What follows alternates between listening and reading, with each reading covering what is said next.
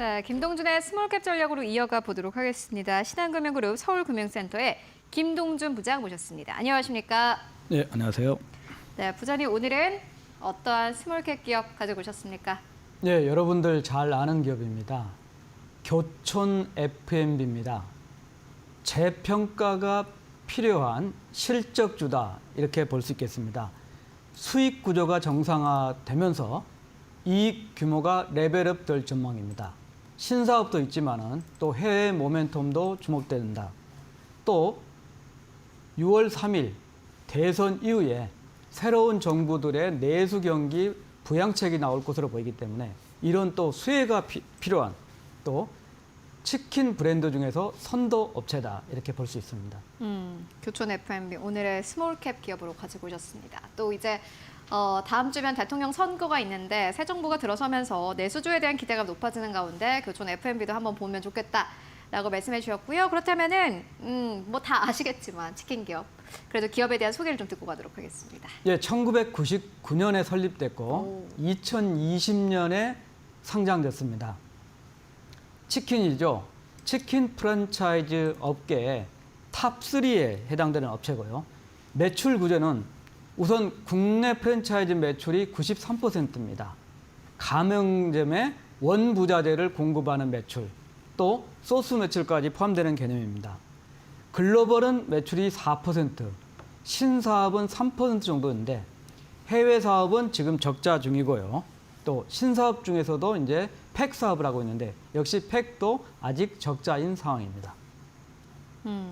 일단은 뭐 다들 아시다시피 치킨 사업을 하고 있고 그 안에서 이제 약간의 세분화가 되고 있는 것 같고요. 그렇다면은 이게 이제 질문 드리기가 참 재밌는 것 같기도 하고 경쟁 구도는 어떻게 되나요? 우리가 잘 알고 있는 브랜드와 아마 뭐 경쟁을 할 텐데 어떻게 보고 계십니까? 우선 이제 외식 산업. 네. 우리나라의 외식 산업은 약 55조 정도입니다. 뭐 최근에 중국이 뭐 1000조에 이른다 네. 이런 상황이는데 55조 중에 가장 큰 부분이 이제 한식이고요. 세 번째가 이제 커피입니다. 두 번째가 약 8조 정도 시장 규모를 갖고 있는 게 치킨 프랜차이즈입니다. 사실 치킨은 업체 수, 가맹점 수로만 따지면은 3만 개 정도 되고요. 브랜드만 해도 한 700개 정도. 그 엄청나게 되고 있는데 우리 탑3라 가죠. BBQ, BHC, 교촌. 이들 점유율이 13에서 17%. 그리고 이익권 업체하고 점유율 차이가 적게는 6%, 많게는 9% 차이가 되기 때문에 이 치킨 산업 8조 시장 중에서 1, 2, 3위 탑3는 이제 확실하게 브랜드나 뭐나 고차가 돼 있다. 이렇게 볼 수 있습니다. 그럼 교촌의 강점은 뭐냐? 가맹점 수로는 점유율이 5% 정도밖에 안 되지만은 업계 3위가 되겠고요. 일단 소스를 전문적으로 만드는 전용 공장을 갖고 있고요. 매장이 큽니다. 대형 매장을 운영을 하고 있고 또 친환경을 앞으로 포함해서 자체 패키징 사업을 하고 있는 사업입니다. 이런 것들 때문에 교촌의 가맹점은 연간 매출액 평균이 7억 3천 정도입니다. 이건 BBQ나 BHC보다 30%가 높다. 또 교촌의 가맹점들은 폐점률이 절대적으로 낮습니다. 이런 경쟁력을 갖고 있는데 앞으로 이제 교촌이 해야 될 일은 상장사이다 보니까 공표되는 실적이 높아져야 한다. 이렇게 볼 수 있습니다. 제가 24년 기준으로 탑3를 비교를 해보니까 BBQ하고 BHC가 매출이 5,100억 정도입니다. 매출 총이익률이 BBQ가 41%, BHC가 39%. 영업이익률이 BBQ가 17%, 그리고 BHC가 26%인데 교촌의 환경은 매출액이 이들보다 한 300억 정도 적습니다. 4,800억 정도인데 매출 총이익률은 30.7%고 영업이익률은 일시적으로 직영전환, 물류배송 직영전환에 대한 수수료가 229억을 감안해서 수정됐을 때 8%이기 때문에 앞으로 교촌은 지속 성장을 하는 것인가 또 수익성이 탑3에 걸맞는 실적을 보여줄 것인가가 앞으로 교촌을 주목해야 될 사항 중에 하나입니다. 근데 이제 이쯤 되면서 드는 생각이 사실 주가를 끌어올리기 위해서는 뭔가 개선되는 부분이 있거나 아니면 신사업이 있어야 되는데 치킨 기업이 신사업을 한다면은 뭐 수출일까요? 어떻게 보세요? 네, 이제 아, 우선 신사업 중에서는 소스가 강점이기 때문에 네. 소스를 B2C로 판매를 한다든지 B2B를 판매를 한다든지 이런 측면이 될 수 있고 또 메밀 단편이라고 외식 사업을 약간 하고 있는데 이 부분은 뭐 확장성이 좀 더디지 않을까. 주목할 부분은 패키징 사업입니다. 친환경 패키징 공장을 충주 공장인데 금년 상반기에 완공을 해서 하반기부터 본격 가동되는데 이게 이제 자체 수요뿐만 아니라 외부 매출까지 기대가 되기 때문에 신사업 중에서는 이 친환경 패키지 사업을 금년 하반기에 보자. 또 두 번째가 이제 해외 매출입니다. 사실 해외 매출은 크게 일어나면 수익성이 대단히 높아질 그렇죠. 수 네. 있는 거죠. 왜냐하면 육계 같은 부분은 그렇죠. 실제로 매출을 하지 않기 때문에. 지금 현재 교촌은 말레이시아, 인도네시아의 동남아 그리고 중국의 확장을 좀 세게 해놨는데 중국이 내수 경기가 좀 불경기입니다. 자, 이 또한 하반기 이후에 중국이 미중 무역 갈등 속에서 내수 경기를 활성화하면 좋아질 수 있다. 또 이제 주목하는 부분은 이제 우리 음식료 업체들 달려드는 데가 미국 시장입니다. 그죠.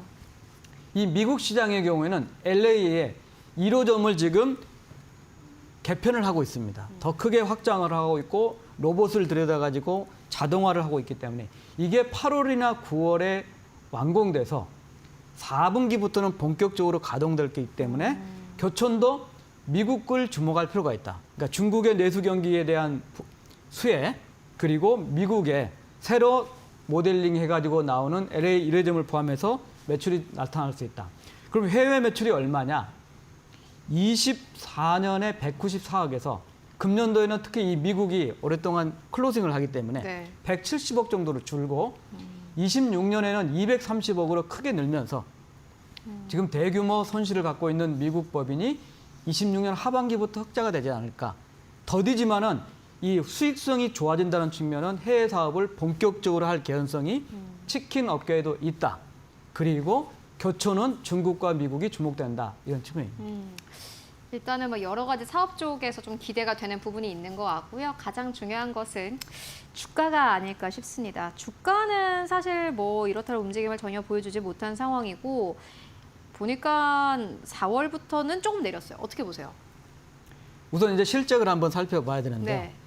24년의 경우에는 이제 22년에 매출이 5,200억 정도로 최고점을 기록하고 23년에 크게 감소하고 네. 24년부터 회복세를 보이고 있는 상황입니다. 근데 24년에 어떤 일이 있었느냐? 가맹지역본부라고 하는데요. 이 원부자재를 배송을 하는 네. 물류를 직영 전환을 했습니다. 그러니까 직영 전환을 하면은 효율성이 상당히 있고 회사 측은 이게 이론상 플러스 150억 원의 영업이익 증가가 있다. 이런 측면이죠. 자, 그렇다면 24년에 일시적으로 물류 쪽에 직영 전환한 거 154억의 공표이익에다가 이게 229억이니까 383억 정도가 사실상 영업이익이 난 상태입니다. 그러면 여기에 이제 150억 정도를 더하면은 네. 올해 교촌이 최소한 500억 이상의 영업이익을 보여줘야 한다. 이런 측면이 들어가 있었는데 사실 이제 1분기나 이런 환경을 보다 보니까 뭐 TV 광고 마케팅도 많이 했고 네. 여러 가지를 감안했을 때 올해 400억대 중반 정도가 예상되는 부분. 이 부분 때문에 주가가 6천 원 이상으로 급하게 올랐었죠. 왜? 교촌이 공표이익이 전년도 154억에서 올해 500억 이상으로 갈 거다. 이런 전망했는데 이제 실적에 대해서 좀 낮춰주면서 그거를 투자를 했던 기관들이 지금 손절매를 하고 있는 상황입니다. 자, 실적을 한번 구체적으로 전망을 말씀드리면 올해는 매출액이 5,269억에 영업이익은 436억 정도 예상됩니다. 매출액뿐만 아니라 영업이익도 사상 최대가 되겠고요. 네. 26년에는 해외법인의 수익 구조까지 좋아지면서 5,700억 매출에 영업이익이 512억 정도입니다.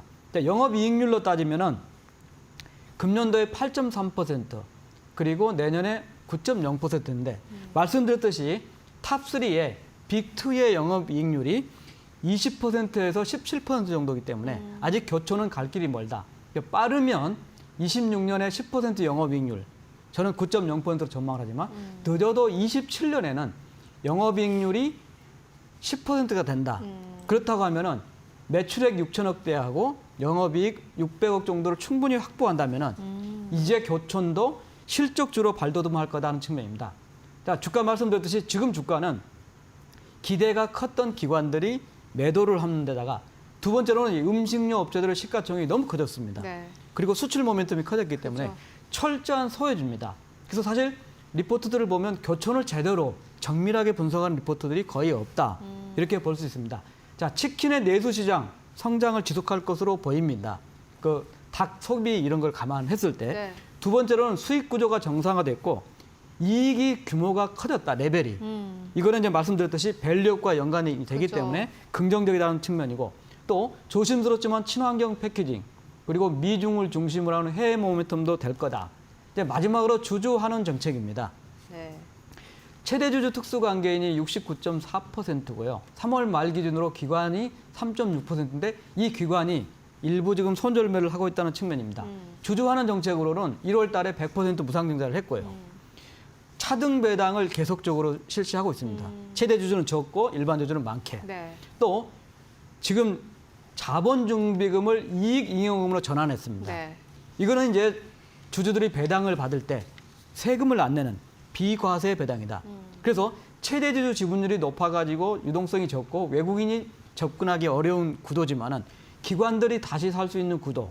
또 이제 교토는 탑2에 걸맞는 수익 규모 레벨이 되면서 이익 규모가 확대되고 이게 밸류업으로 연결될 개연성이 있기 때문에 충분히 기관들이 지금 손절매하는 구간은 매수를 해볼 만한 시점이다. 또 6.3 대선 이후에 주목받을 내수주고 선도주가 아닌가 이런 판단입니다. 네, 교촌 F&B의 주가가 지금 4,870원대에서 오늘 거래가 되고 있는 상황인데요. 지금 이제 부장님의 말씀을 좀 정리를 해보자면은 이게 지금 기관들이 사실은 손절매를 하고 나가는 그러한 구간이고 주가적인 측면에서는 부담이 없다 이렇게 말씀해 주셨습니다. 그렇다면은 뭐 지금 볼만한 주가의 레벨이 있을까요? 예, 이제 최고가는 2만 원이었죠.